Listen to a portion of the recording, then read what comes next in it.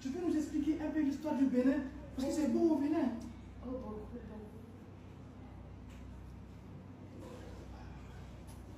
Avant la colonisation, le Bénin était connu sous le nom de Royaume du Dahomey.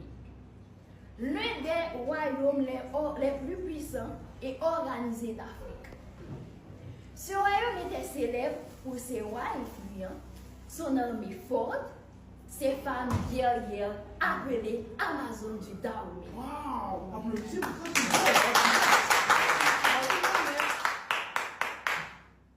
Le Bénin a aussi été un lieu important dans l'histoire de la traite transatlantique. La ville du Ouaïda était un grand port d'où les Africains ont été envoyés de force vers les Amériques. C'est ce qui a créé un lien direct entre le Bénin et les pays comme Haïti, les États-Unis, le Brésil.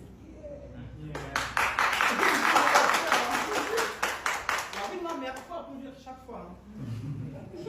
Le Bénin est aujourd'hui connu par sa richesse culturelle, le vaudou, une spiritualité ancestrale née au Bénin.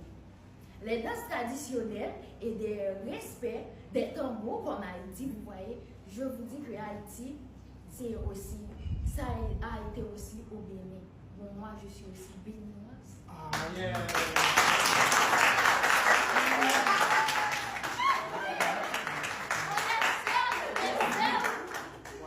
Ok, tu as parlé du Bénin aussi, moi j'ai aussi parlé de mon pays, l'Amérique, parce que tu as parlé des Noirs aussi. C'est vrai qu'on a deux nationalités différentes, mais moi et toi on a la même couleur de peau. On est noirs, c'est ça notre identité. Exactement. Donc on ne peut pas parler des États-Unis d'Amérique sans parler de l'histoire des Noirs. Donc je vais te raconter ça dans mon téléphone iPhone 17 Pro Max tout de suite.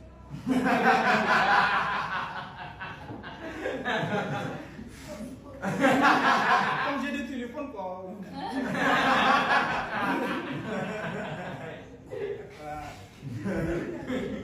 Donc l'histoire des États-Unis ne peut pas être racontée sans parler des Noirs. À partir du XVIIe siècle, des millions d'Africains sont arrachés à leur terre et envoyés en Amérique à cause de la traite transatlantique.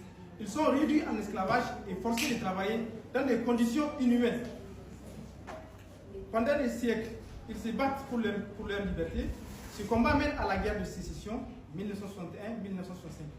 après laquelle l'esclavage est officiellement aboli. Mais la lutte ne s'arrête pas là.